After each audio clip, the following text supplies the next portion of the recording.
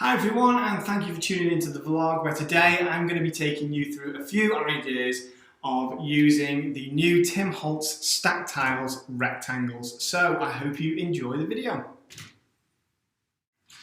So here we are, we have these 5 different sizes of rectangles.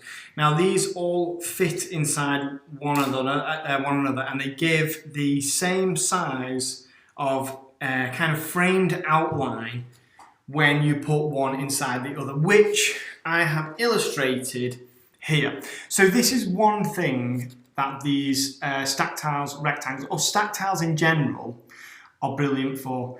You can create, you know, a linear frame, so it's a uniform size of frame around one rectangle just by putting another rectangle that's just the smaller size down within that larger rectangle. And you can see here that the frame size within these rectangle sizes doesn't change, it stays the same. But if I were to use, say, the largest rectangular element here with one of the smaller ones, the frame around the outside is still going to be a consistent size, it's just that it's going to be thicker.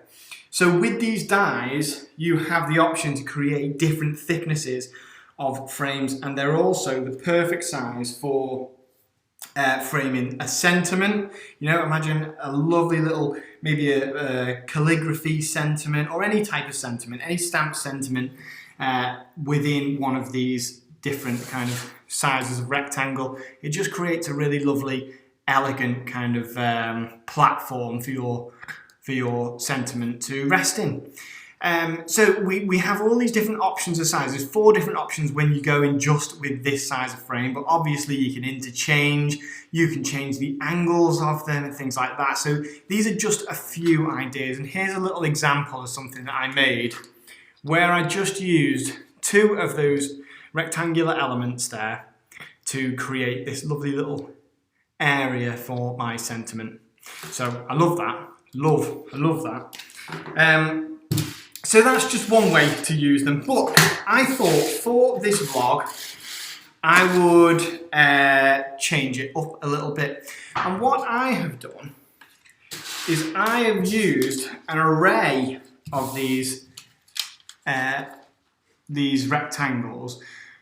Now, if you look at mine, this array of rectangles, I've just put them in different directions, you know, facing different ways, to create a nice little array that I can then use a stencil of, using some of our Sizzix stencil film, and create something really lovely. Now, I've used every single size of rectangle in there now, but the beauty of them is that you also get a lot of other of the same size of rectangles. So if I wanted to use 2 the same size in one stencil, I could cut them all at once, which is really handy.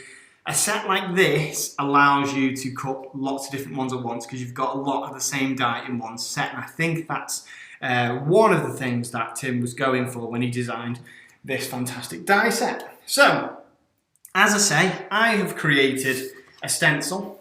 All I'm going to do is use this stencil to brayer some of our creamy acrylic down on there. So I've chosen 2 colours of creamy acrylic. I've got primrose and I've got lavender dust. I'm just going to add a little blob of these because I want to create a kind of thin layer of the paint on my brayer because I want it to dry quickly, this. And when we're stenciling, I think that's a good job. I'm also not going for perfection with this. I want there to be some distressed bits, some bits where the paint hasn't quite taken. So that's the look I'm going for now. I'm just going to centre this here. I'm going to do it the other way actually because that gives me a bit more purchase to hold on like this when I'm brayering. But once I start brayering, I mean the beauty of a brayer is it's not going to push things about, it'll roll over it. So using our Sizzix stencil film should be absolutely fine on there. Now, so I'm going to take a little bit of the paint on my brayer of both paints. Now I'm going to take most of it off. You'll see that I'm lifting the brayer because I want to take most of it off there. And now I can go ahead and apply, as long as I'm holding sturdily, and get it in the right kind of angle just so it's all nice and parallel. And then I'm going to go ahead, start applying the paint down like this. Now the more that I apply, it's going to take up more of that space there. And you will be able to see those straight edges, but as I mentioned earlier, I'm not going for perfection. I want it to kind of look so that you can tell that it's been painted on and braided on. I mean, I'm giving care to it. I just want it to be a rough stencil rather than something really, really precise. Just fill in this little corner here. And there we are. So have a look at that. I love that. Now I'll just move this over here so I'm not getting any paint on anything. So my brayer is out the way. Now, it's time for me to bring on my heat tool. So, all I'm going to use the heat tool for now is just to dry this. It's almost dry already, but because I'm going to stamp over this, I want it to at least be a bit dry. Now, when you're drying things, it's a good idea to, well, heating things, I should say, with the heat tool, it's a good idea to do it evenly and on both sides. So there we are. Now that's dry to the touch. That is ready for me to stamp on already. And just look at that lovely blend of colours and these lovely rough edges there. I love this effect. Now, I can take, so I've taken some black stamping ink. The stamp set that I'm going to be using today is the Everyday Sentiments number 2. So this one is from chapter 2, I believe, but it's just such a lovely set of evergreen sentiments. I love that word evergreen because when I hear that we've got an evergreen stamp set, it means that I can use it time and time again all year round. I am going to apply my ink from above. I'm doing it very generously. I'm applying it from above because ink always takes better to the stamp when you apply it from above like that. I'm going to use the line of the bottom of my largest rectangle there to apply this stamp like so. And there we are. So we've got the lovely birthday wishes sentiment there.